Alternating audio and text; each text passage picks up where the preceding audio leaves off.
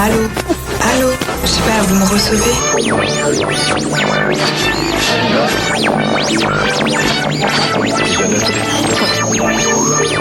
68% des Français qui considèrent que la démocratie fonctionne mal. Ah, il est con, Dédé, allez! Le prix des pommes de terre a explosé en un an, plus 23%. Ça, c'est innovant, ça, mon gars! Mais qu'est-ce qui s'est passé avec les réseaux sociaux? 44% des jeunes Français n'ont eu aucun rapport sexuel durant l'année. Allô? Non mais allô quoi. Ça ne marchera pas.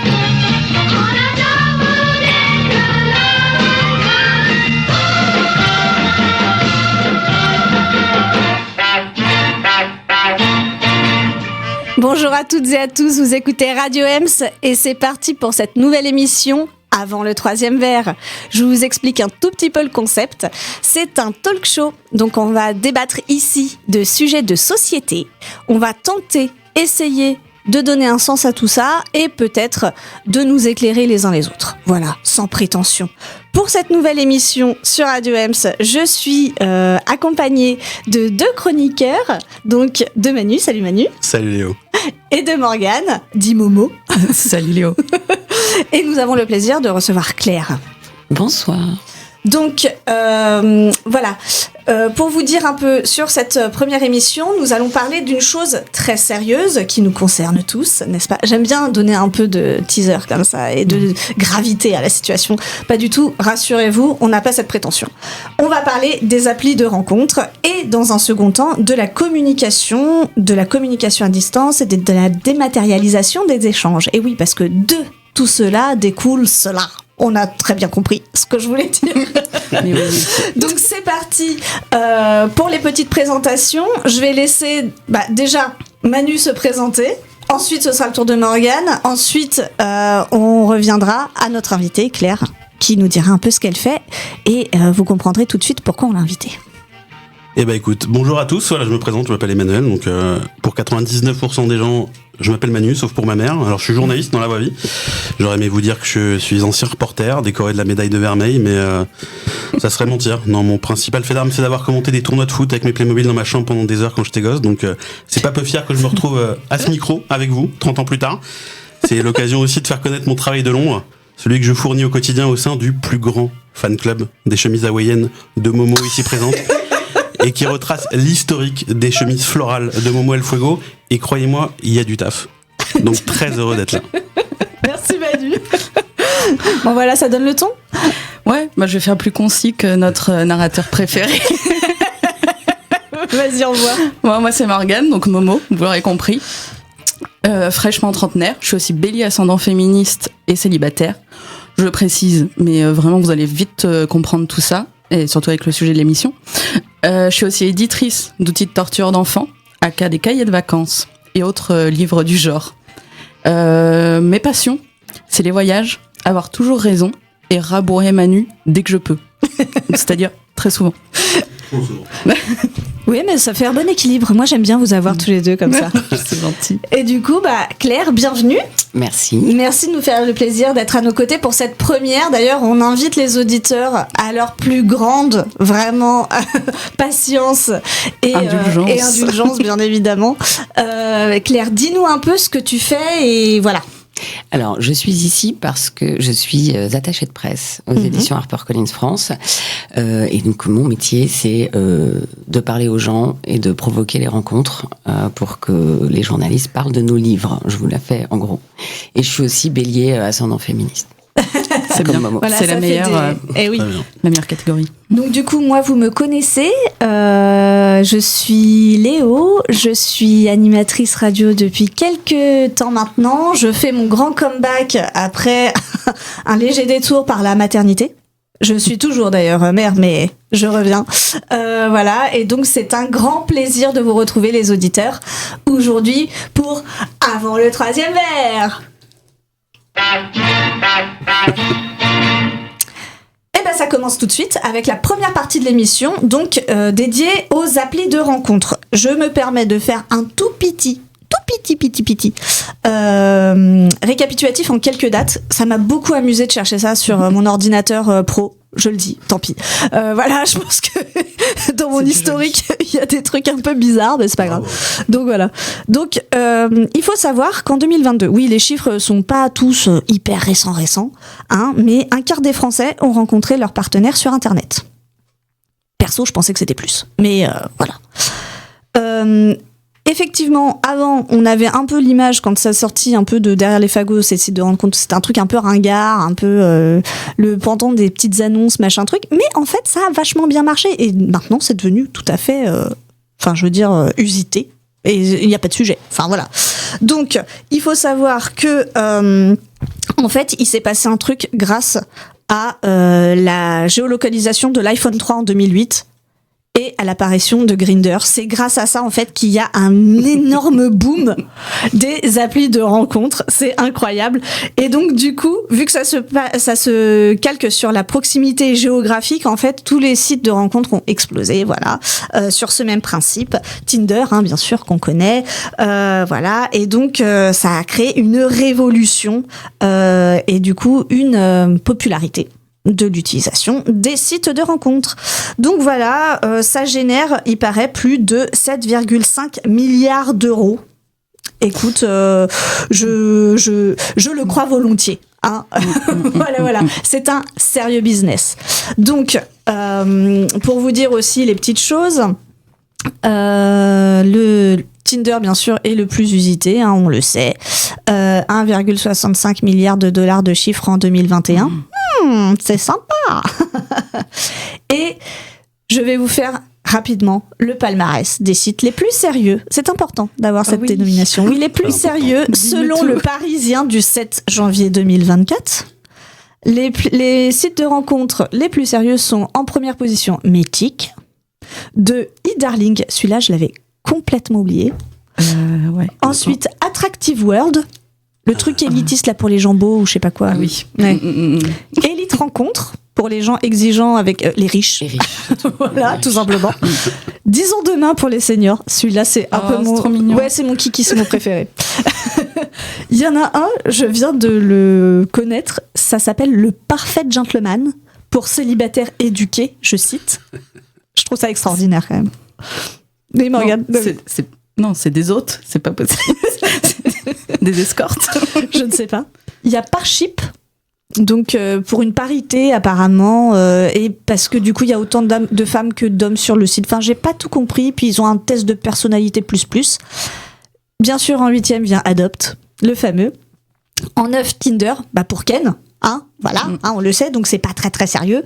Et le 10e, c'est Once, le date parfait. Mais après, alors je vous passe les Fruit, les Bumble, les trucs, les Pouet-Pouet, les Happen et les je sais pas trop quoi. Donc il y en a tellement. Happen, ouais, ça existe toujours. Mais oui, ça existe toujours. Mais il y a des choses, enfin voilà, dont on ne soupçonne pas. Et donc là-dessus venait notre petite première question. Un site de rencontre, on sait très bien ce qu'on y trouve, ou c'est-à-dire souvent des petites déconvenues. On va dire ça comme ça. On ne trouve pas toujours l'appel rare au premier... Voilà. Hein. Non. Hein, n'est-ce pas? Ni au 10e. Et donc, du coup, est-ce que c'est une vraie bonne idée ou une vraie fausse bonne idée par rapport à la violence dans les rapports que ça suscite? Parce que c'est une réalité. Il y a quand même cette violence de se faire ghoster, cette violence dans les mots, dans les relations que ça induit. Et donc, est-ce que, du coup... est-ce que quand on n'est pas armé, enfin voilà, est-ce qu'il faut y aller quoi? Je vous pose la question. Ouvrons le débat. Quand t'es pas armé, non. Ouais. Mais ça c'est sûr. Le problème après c'est que tu t'endurcis assez vite, hein, justement. Il faudrait un avertissement, je pense, avant toute pratique d'un site de rencontre. Il faut quand même être dans ses bases, quoi. Il faut avoir une assise pour supporter parfois la violence de. Ouais, je pense qu'il faut que tu sois bien, ouais. Après, je dirais qu'il y a différentes choses. C'est qu'il y a le ghostage, et après, il y a aussi la façon dont, justement, certains mecs particulièrement, on va pas se cacher, se comportent, ou certaines femmes peuvent se comporter éventuellement. Parce que ghostage, effectivement, je pense qu'il y en a peut-être plus encore sur les applis, donc peut-être que c'est encore plus violent, la multiplication. Mais après, c'est comme dans la vraie vie. C'est que tu vas dans un bar, tu vas à un truc. Ouais, tu peux avoir des bons. Après, moi, j'ai plus de mal à ghoster les gens dans la vraie vie, du style je te parle plus. C'est un peu Ça chelou, peut arriver. tu vois. Salut, je suis là, je suis plus là. Bon, Ça peut arriver. ciao. Tu me vois. Après, C'est ça, quoi. généralement, tu parles de ghosting quand, pas forcément quand t'es encore sur l'appli, parce qu'on sait très bien que on a tous plein de trucs dans notre vie et tout. Le ghosting, c'est quand tu t'es vu une fois, que en fait, toi, t'as l'impression d'avoir passé un super rendez-vous. Il y a pire. Il y a des gens qui n'ont aucun scrupule, qui peuvent te ghoster alors que tu les as vus pendant des mois. Complètement. Ah non, C'est je dingue. parlais pas que, mais justement, quand t'es sur appli, maintenant tu parles plus trop de ghosting quand t'es encore sur l'appli, parce qu'on sait bien que voilà, tout le monde swipe, etc.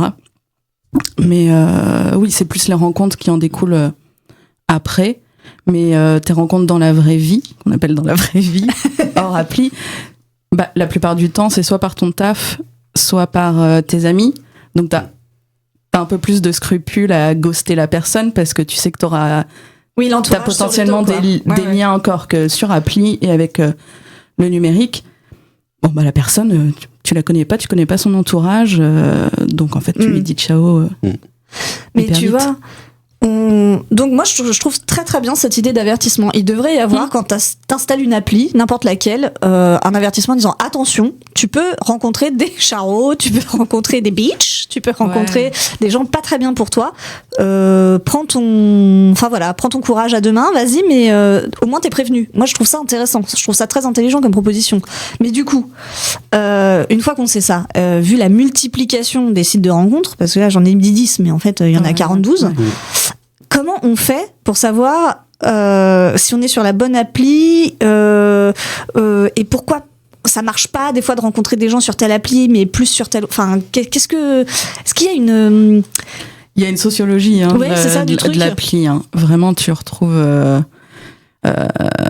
des profils différents. Alors Tinder, t'as un peu de tout, je pense que c'est l'appli qui regroupe le plus de monde.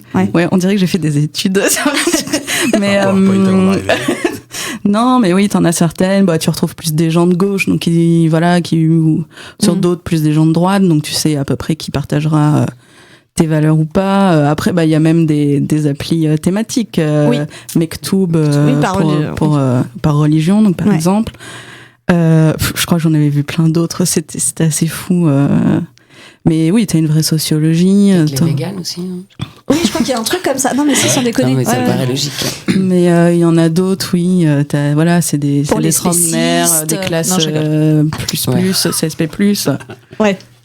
Bah, tout ce qui est Bumble, c'est clairement, je crois que c'est les nanas payent, ou c'est que les mecs qui payent. Enfin, il y a un truc où tu discrimines déjà de toute façon, à l'entrée, ton ticket d'entrée, elle est cher, quoi.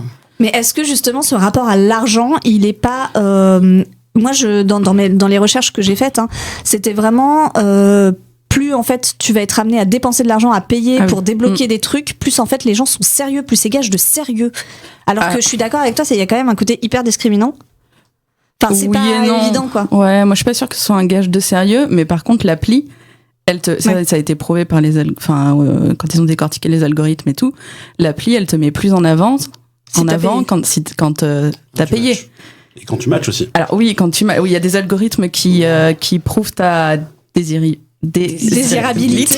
Non mais sans déconner, mais j'apprends des trucs. Il y a un très bon livre de Judith Duportail qui s'appelle L'amour sous algorithme, et en fait elle a fait un essai, je crois que c'est sorti à la Goutte d'Or, sur les tests des sites de rencontres, et elle prouve qu'en effet si t'es beau, plus t'as de matchs, plus tu vas rencontrer, en fait. C'est un cercle vicieux, si tu veux. Donc, tu te sens comme une merde si jamais t'as passé... Ah non, mais c'est très, très violent. Mais quel enfer! Ah oui, d'accord. Ah ouais, non, mais pour l'ego, c'est compliqué, hein. Et même, il y avait un YouTuber qui avait justement fait un test avec plusieurs profils un peu factices, etc., là-dessus. Et il avait remarqué que moins tu matchais, plus en fait l'application te mettait un peu sur le côté. Ouais. Donc, ça t'obligeait à payer. Donc, ça aussi revient à une sorte de business. Ah là là! Ah oui. Alors, c'est encore plus fort pour les mecs que pour les femmes, justement. Et mais malgré tout, il disait que même si donc il prenait différents profils, effectivement, avec des personnes qu'on pourrait juger effectivement physiquement ou peut-être à différents niveaux, justement, peut-être plus attractives, on va dire. Et il a remarqué qu'en fait, malgré tout, une femme qui effectivement va moins matcher, au bout d'un moment, elle va être mise sur le côté par l'application. Pour les mecs, c'est vraiment encore plus important. Mais ça pousse en permanence à payer pour se mettre en avant, pour pouvoir justement utiliser n'importe quoi, justement, les charmes, les likes, les super likes, les éclairs ou les autres choses. Facétiants toujours. Mais du coup, quand on sait tout ça, on repose juste cette question-là et on en reviendra dans la deuxième partie du débat. Pourquoi justement on revient pas à des fondamentaux ? Pourquoi on revient pas et pourquoi les applis sont toujours aussi populaires ? Voilà. Bon, je pose ça là. On y répondra peut-être dans la deuxième partie. En attendant, on va faire un petit jeu. Et oui, parce que cette émission sera parsemée de jeux, chers auditeurs.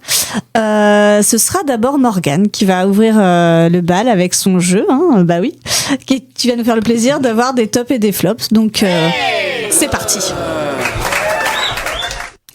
Alors, pas vraiment un jeu, mais je vais donner mon avis sur des trucs. Des trucs de ma vie perso ou des trucs de l'actu. Donc, faudra pas avoir de hiérarchie dans tout ça. Je vais commencer par un top. Je voulais vous parler de la série qui occupe mes pensées jour et nuit en ce moment. La chronique des Bridgerton. Ah bah bien sûr. Mon Dieu. La saison 3. Manu a envie de se pendre. Non, et voilà. Et je vous interdis de rigoler. Mais en fait, je voulais vous en parler surtout parce que ça va me permettre de parler un peu de représentativité dans les séries. Parce que dans cette saison 3, donc je vous fais un récap très rapide, on suit l'histoire entre Colin et Pénélope, qui sont amis d'enfance et qui deviennent amants. Mais voilà, et Pénélope, faut savoir que elle est jouée par la fabuleuse Nicola Coughlan, qui est une actrice irlandaise, magnifique et grosse. Oui. Voilà. Et y a un média qui a dit que l'histoire l'histoire d'amour était pas crédible. Ah, parce qu'il est trop beau parce que pour lui, elle. c'est un BG, exactement. Lui, c'est un BG. Et elle est grosse. Bah ouais, mais elle est grosse et magnifique. Spoiler, ça va ensemble. Et voilà, donc en fait je voulais en parler, faire un petit top, parce que dans la série à aucun moment ils en parlent justement. Le personnage glow up, donc elle change de fringue, sa confiance en elle, de coiffure, de machin, de trucs. C'est ça, sa confiance en elle revient, ouais. Voilà, elle assume son caractère, etc. Et en fait à aucun moment on parle de son poids pour c'est pas un pour sujet. ce glow up. Elle doit trouver un mari dans cette saison et à aucun moment on parle de perdre du poids pour trouver un mari, etc. Et vraiment ça fait du bien à l'ado qui est en moi de voir des représentations comme ça, des histoires d'amour avec un personnage principal grosse et des scènes aussi de sexe hyper jolies, hyper chouettes, hyper sensuelles. Ouais, voilà. Donc ça c'était un gros top et voilà. Donc ne riez pas. Mais je plus sois. Et effectivement, je trouve que juste pour ça, on devrait regarder cette saison 3 des Bridgerton. Ouais. Peut-être pas aller jusque-là, mais en tout Moi, cas, je pense très belle. Non, 1, 2, 3, mais vraiment. Je suis ravie d'avoir regardé Netflix hier pour revoir un petit peu le teaser. Parce que je sais de quoi on parle du coup. Bravo Claire. Et après, je voulais vous parler d'un flop. Plus qu'un flop, ça part d'un article de The Economist. Il y a plusieurs enquêtes qui sont sorties pour dire que les hommes étaient de plus en plus conservateurs, tendaient de plus en plus vers la droite et l'extrême droite, tandis que les femmes étaient de plus en plus progressistes. Et du coup, tout ça donc ça va un peu avec notre sujet, mais ça creuse de plus en plus en fait le fossé entre les hommes et les femmes. C'est donc les femmes se rendent compte qu'il y a encore du boulot en fait sur l'égalité, parce qu'elles le vivent, elles sur les droits pour l'avortement, etc. Et les hommes, non, pas tous les hommes, on leur dit. Enchanté. Oui, tout le monde ne doit pas se sentir concerné. Se sentent opprimés avec tout ça, tous ces changements, et vraiment ça arrive dans plein de pays, on le voit dans les élections. Donc il cite la France, la Chine, la Corée du Sud ou encore la Pologne. Et oui, on n'est pas à l'abri ici aussi. On voit bien c'est vraiment que ça un peu partout. Que les marqueurs sont là, en tout cas, malheureusement. Pas la folie. Et ils expliqueraient ça aussi. Ils essaient d'expliquer ça en disant que ça viendrait de l'éducation, les femmes qui sont de plus en plus éduquées et les hommes moins. Et donc ils perdent leur taf de haute position. Et parce que ça arrive dans la jeune génération. Et donc ça, c'est chiant. Faut qu'on se ressaisisse, les gars. Oh putain. Ouais, sinon. Ouais. Bon bah merci Bobo pour ces top et flop. Donc écoutez, on va enchaîner sur une pause musicale. C'est une chanson que tu as choisie Morgane et du coup on en parlera en revenant. Voilà. Radio Ems, l'essentiel de la musique.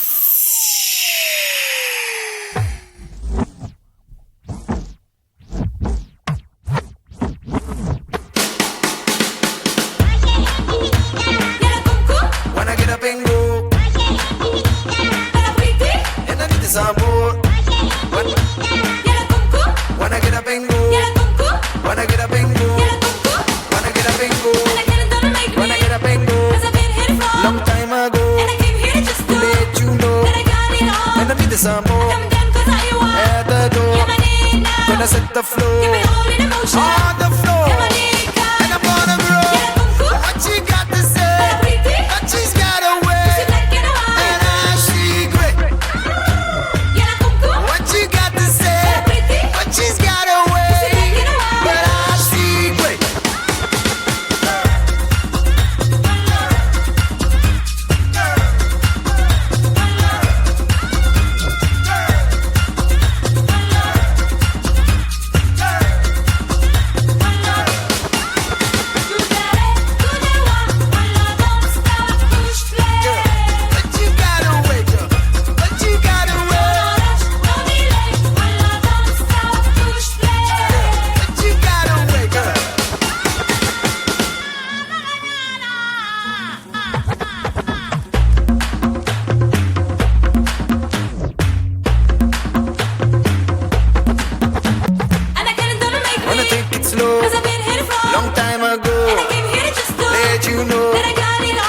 Some more on the go. Gonna set the floor on the floor, and I'm gonna grow. What you got to say? But she's got a way, and I see great. What you got to say? But she's got a way, and I see great.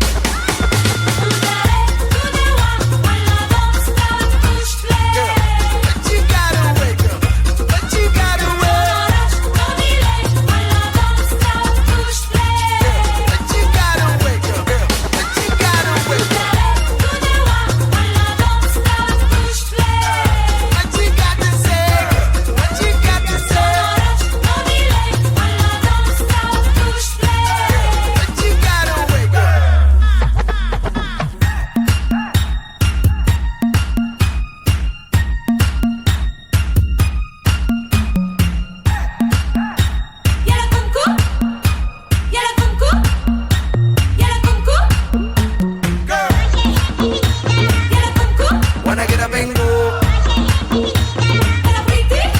Some more.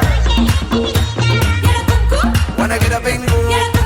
Wanna get up and go. Wanna get up and go. Wanna get up and go. Wanna get up and go. Wanna get up and go. Keep it all in motion.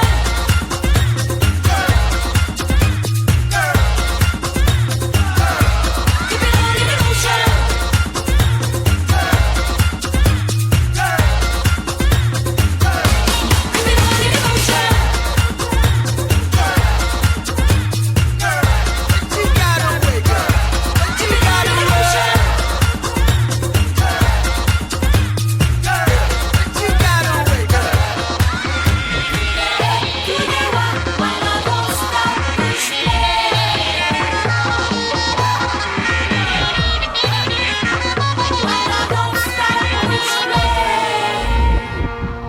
Écoutez, avant le troisième verre, de retour dans les studios de Radio Ems, donc toujours avec l'équipe Morgane, Manu et notre invitée Claire. Voilà, je suis très contente d'être ici ce soir. Et Morgane, pourquoi cette chanson ?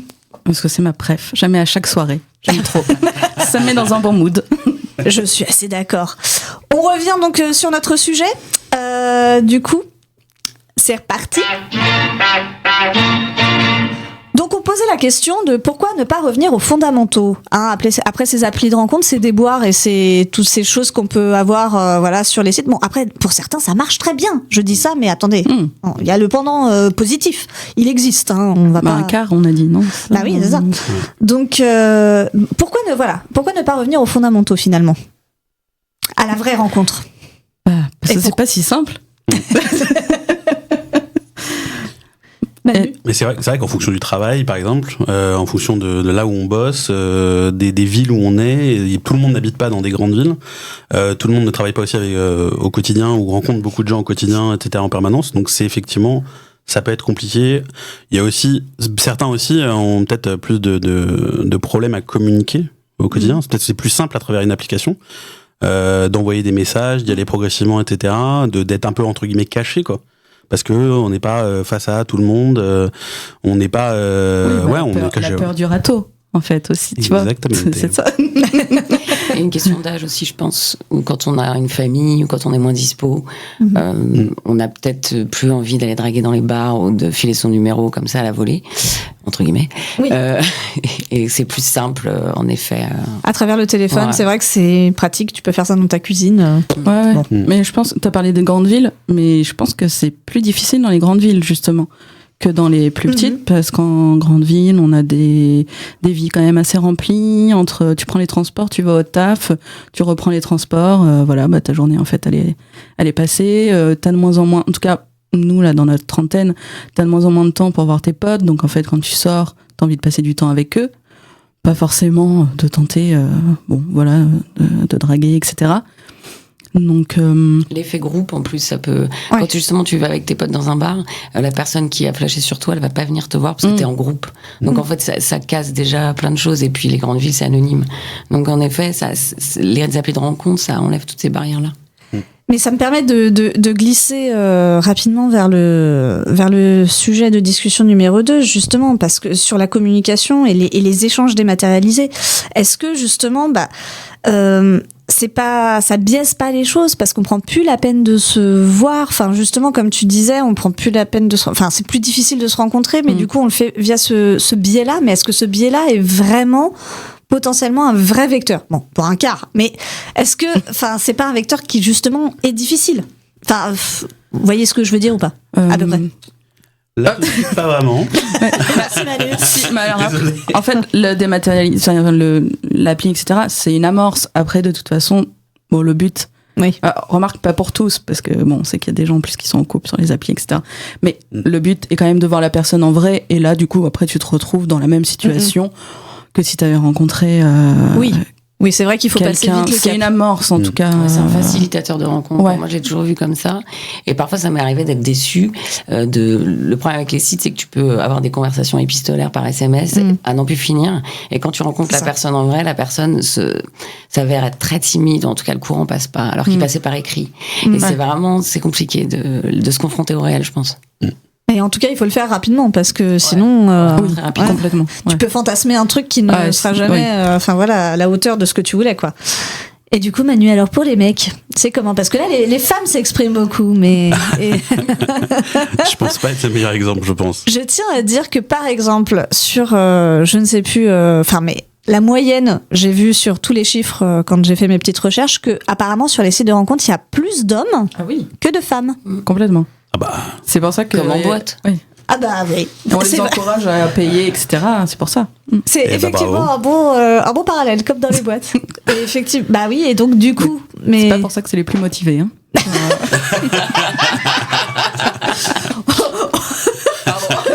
Petite pique. Ou les plus motivants. Aussi. On embrasse tous les gars effectivement qui écoutent. Les gars, bisous. Force à vous.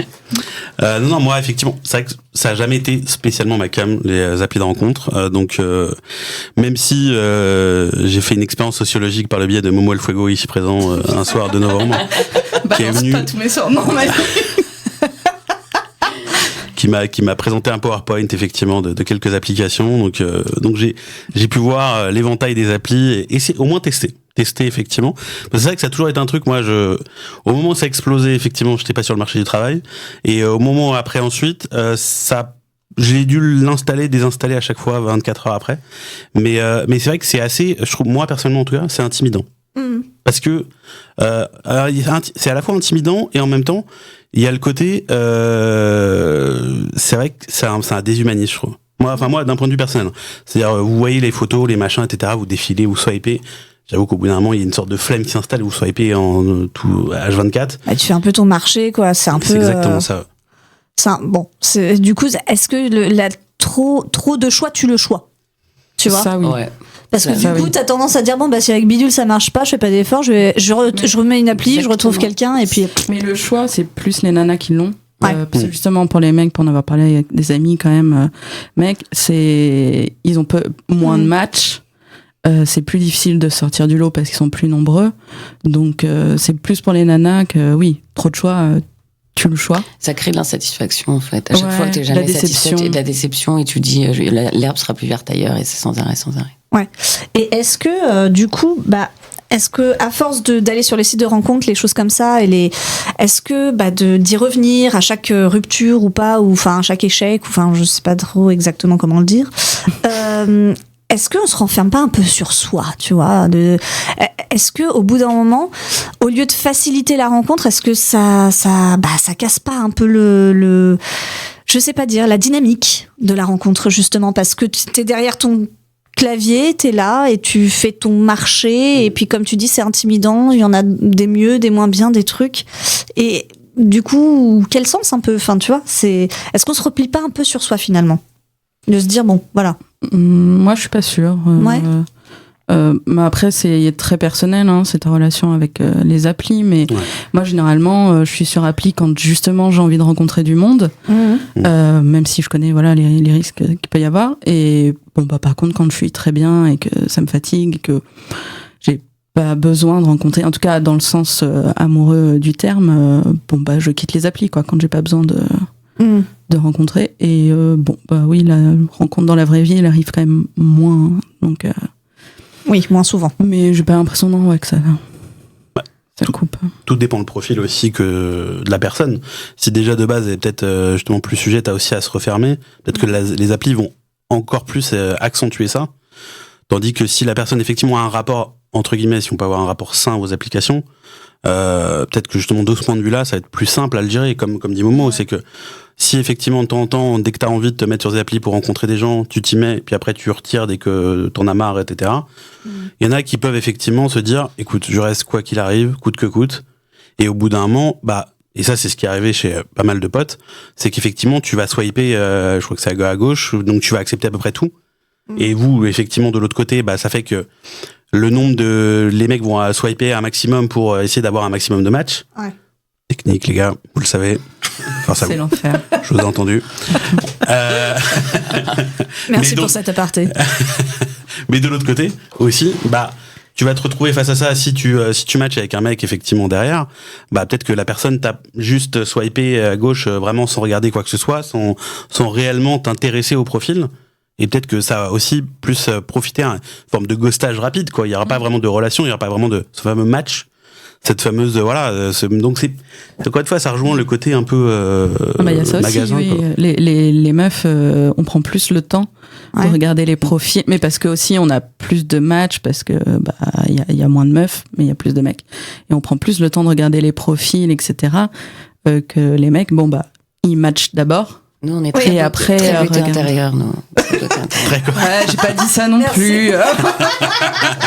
C'est important, la beauté intérieure. Non, mais en fait. C'est bien de le rappeler, merci Claire. Mais en gros, tu tries avant le match, tandis qu'un mec triera après. Au moins, Henri Cavill, je sais vers quel côté je le mets. Ouais, oui. Non, mais quand même, faut pas déconner. Mais d'ailleurs, tu sois pas à droite pour, quand tu likes. Désolé. J'ai oublié comment on faisait.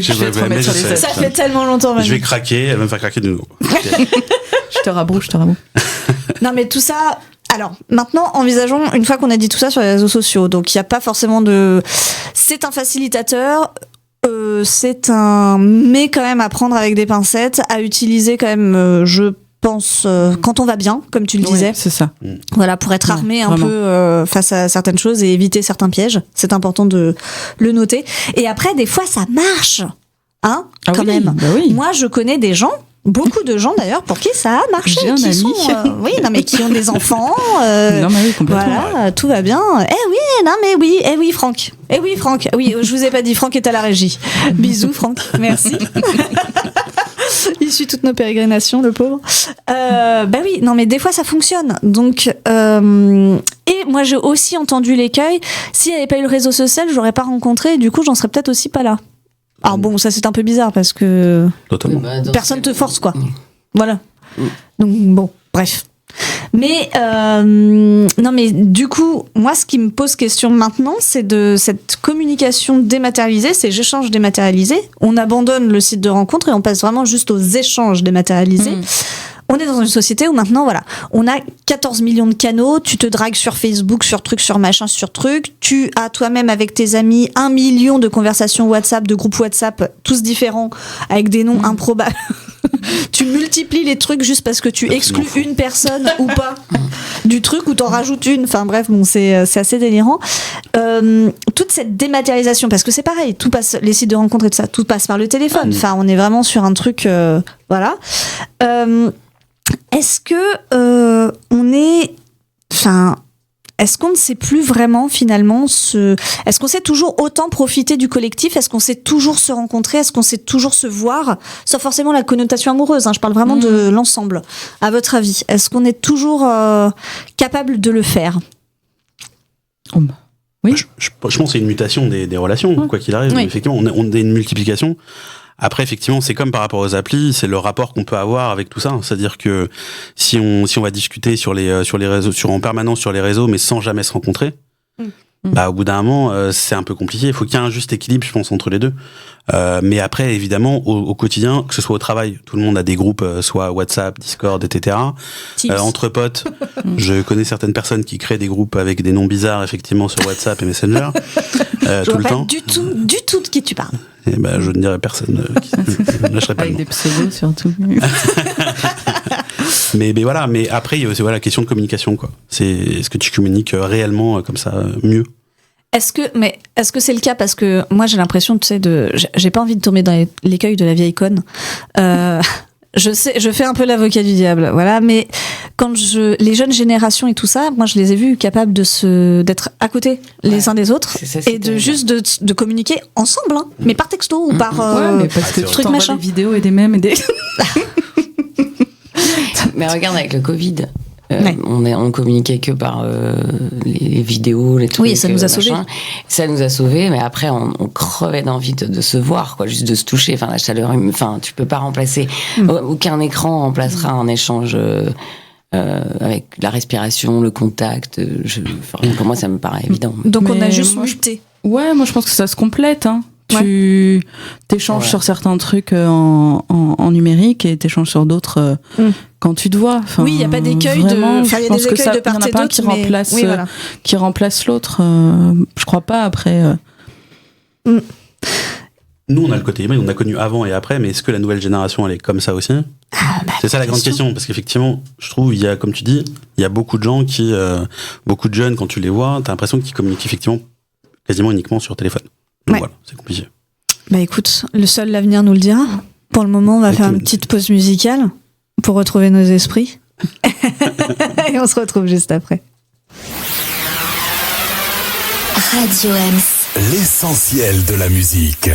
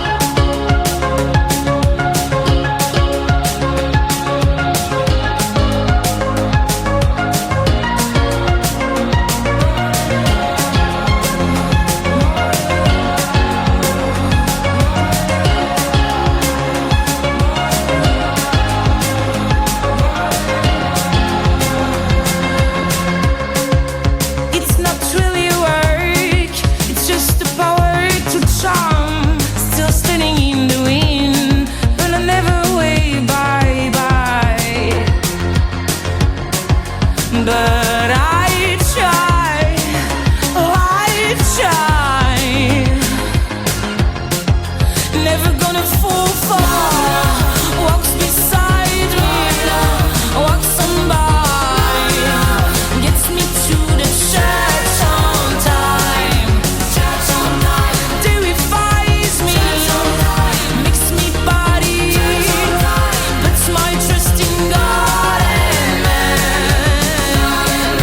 No confession, no religion, don't believe in modern love. Modern love, modern love. Church on time, church on time, church on time. Puts my trust in God and man. No confession, no religion, don't believe in modern.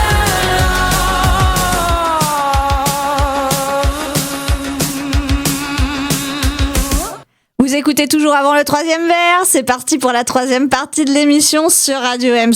Manu, est-ce que tu peux nous dire pourquoi tu as choisi cette petite chanson ?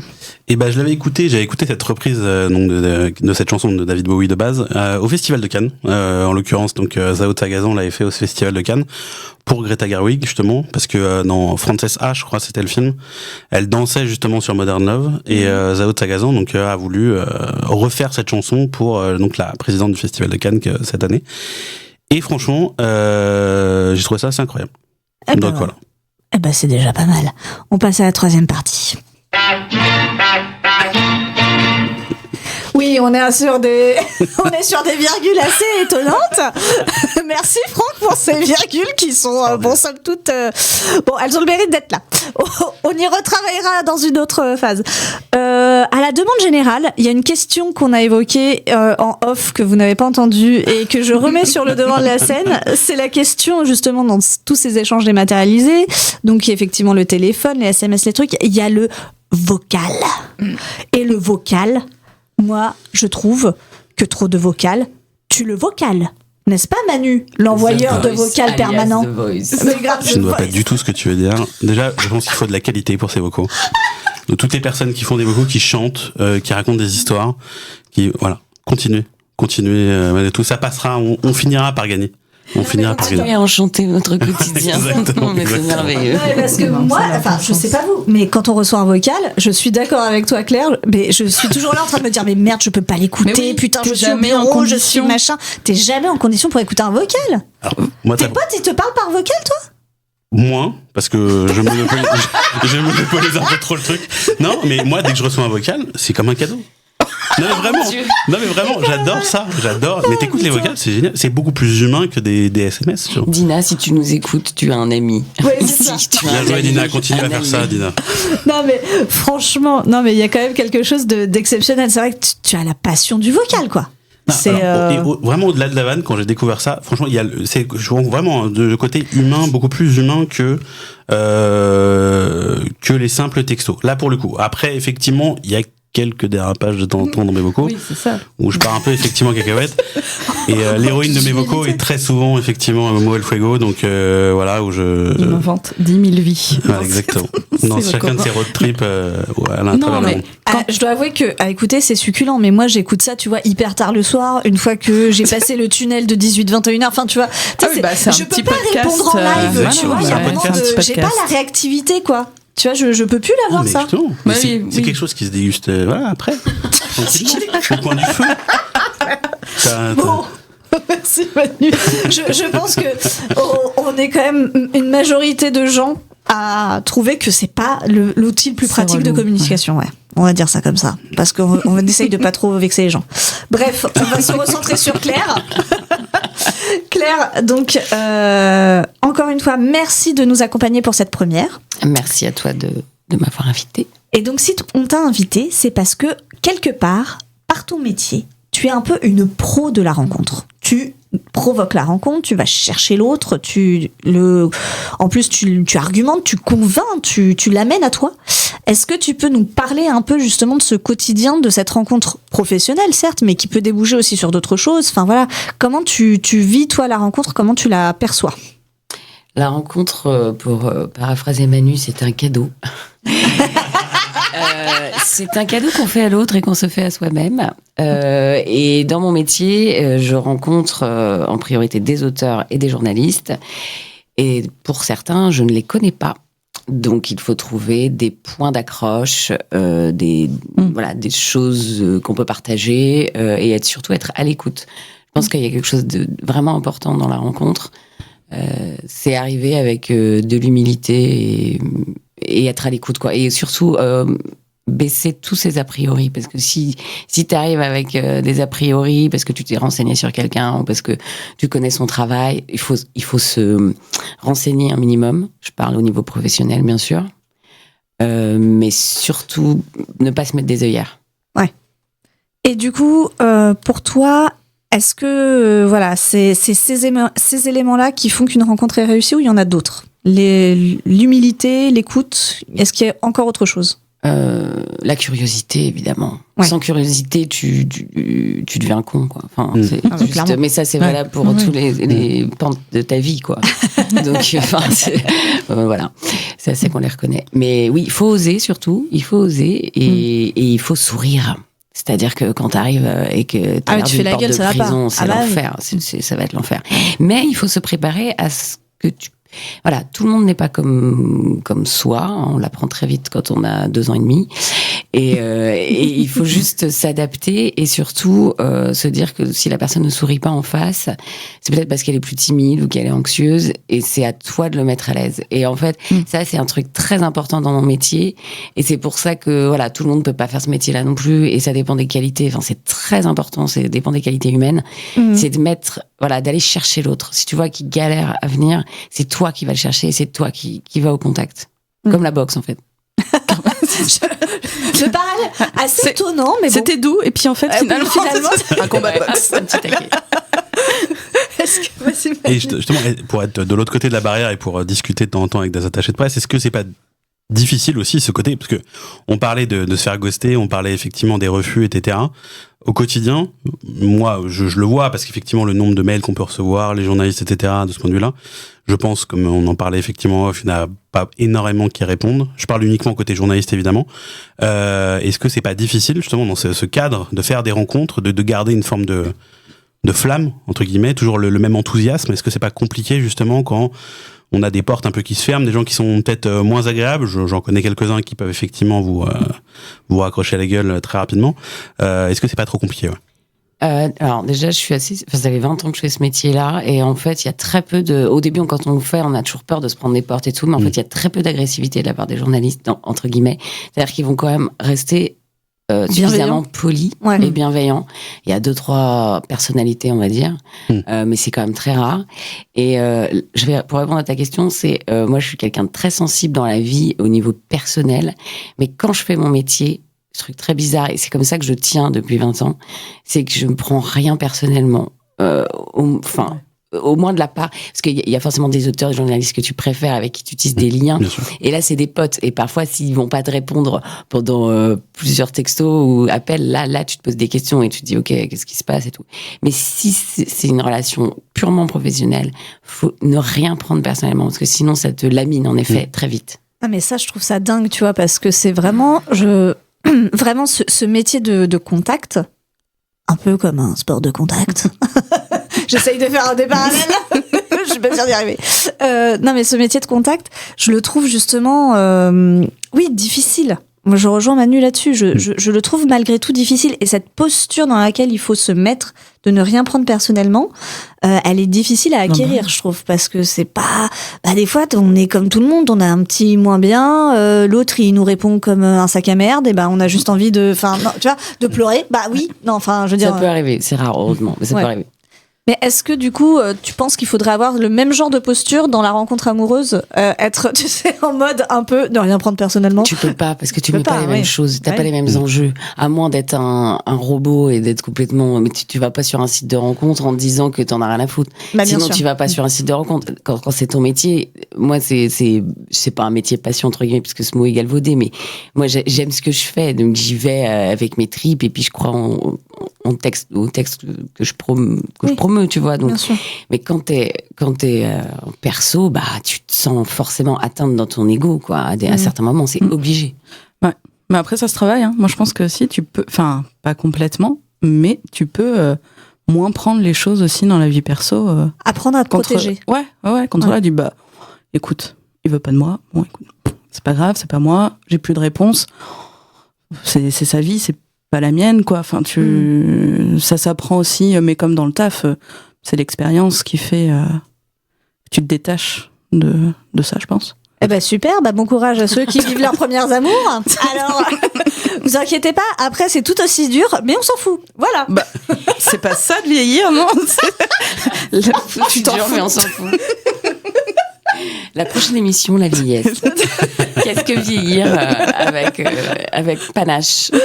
Exactement. Merci Morgane. En tout cas, je recommanderais les sites de rencontres. Je suis une fervente prosélite des sites de rencontres. Ouais. J'ai proposé à plusieurs copines d'y aller, même des plus réfractaires. Et j'ai une copine qui a rencontré récemment son amoureux sur un site de rencontre. Donc, voulez-vous. Et j'en suis la preuve vivante aussi. Ah bah voilà. Tu as quelqu'un pour qui ça a fonctionné. Eh oui. Ouais, 2 fois.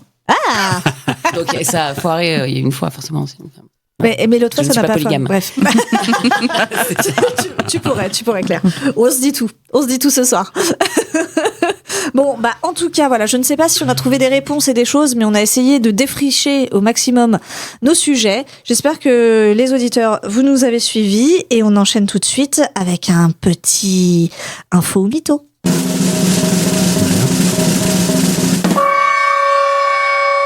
Et donc, le concept est simple. Je vais vous conter plusieurs histoires. Certaines sont tirées de la presse locale, sont donc vraies. D'autres sont tirées de mon imagination. Et ça va être à vous de démêler le vrai du faux. Donc, info ou mytho. On commence avec une petite histoire qui se déroule en 2 temps. Début de l'année 2024, un Montreuillois qui décide de construire un cabanon au fond de son jardin. Il creuse donc dans le sol assez profondément. Il fait une étrange découverte, un objet peu commun. Et après l'avoir nettoyé, l'homme découvre qu'il a mis la main sur une rapière. Donc c'est une épée médiévale pour la faire rapide. Ah oui, merci. Pour tous ceux qui n'auraient pas osé.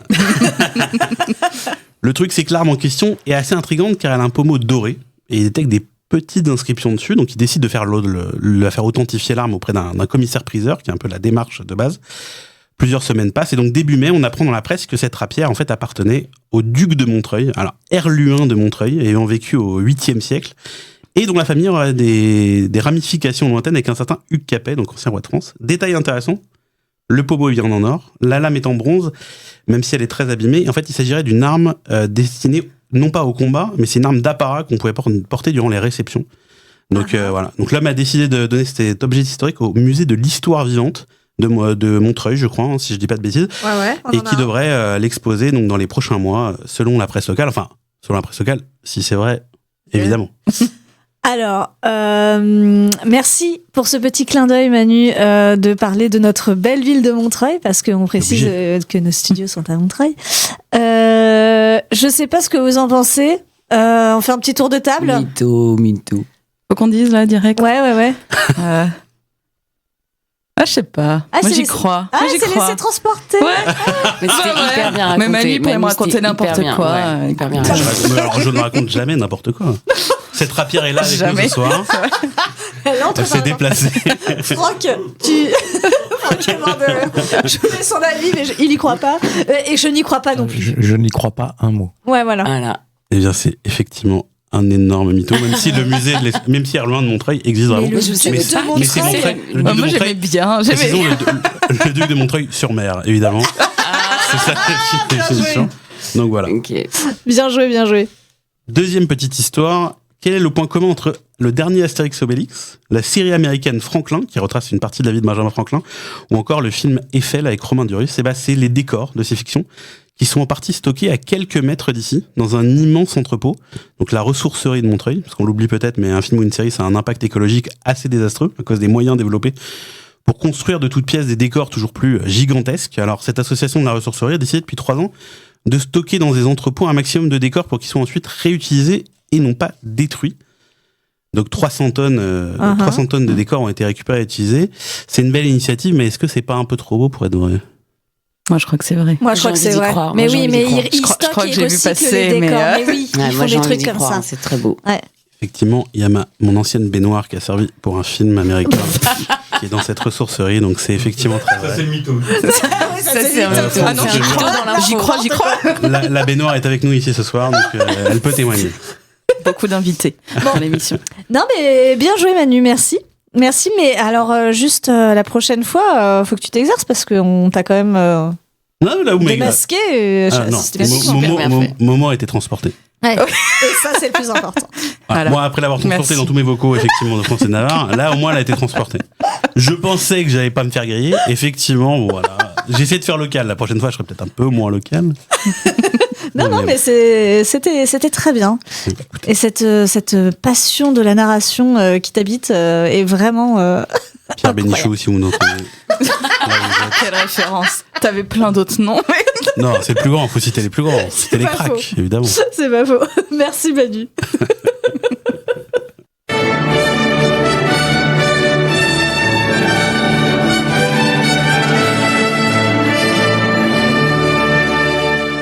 Eh bien voilà, avant le 3e ER, c'est terminé. Donc j'espère que vous, chers auditeurs, vous en êtes pas tout à fait au 3e. Après nous avoir écoutés, quoique, on ne sait pas. Peut-être que oui, peut-être que non. Je voudrais, voilà, pour cette toute première émission en direct, parce que ça mérite d'être souligné, remercier particulièrement Franck à la régie. Qui nous épaule et qui suit tous nos gestes et et toutes nos indications. Voilà, enfin voilà, il a quand même beaucoup de mérite d'être là et de nous écouter. Et voilà, et il a de la patience. Voilà, donc voilà, merci beaucoup Franck d'être avec nous ce soir. Je suis votre premier public. C'est beau. Merci. Donc voilà, chers auditeurs, juste pour vous dire que cette première émission, donc sur les sites de rencontres et les communications dématérialisées, se termine. Donc voilà, comme je vous le disais, on a défriché. On ne détient pas la vérité, à vous de vous faire votre opinion, nous on continuera de discuter de sujets et d'autres, vous le verrez. On se retrouve tous ensemble une fois par mois en direct sur Radio Ems le mercredi à 19h. Je laisse la parole à Morgane pour dire quelques mots de la fin, voilà, sur cette première expérience parce qu'on le souligne aussi. Bah ouais, écoute, c'était très chouette, très contente. Merci à toi de nous avoir lancé dans cette aventure et hâte de faire les prochaines avec vous. Merci. Merci à vous. Salut. Merci Claire, merci à tout le monde. Merci de nous avoir écoutés. Merci. Au revoir.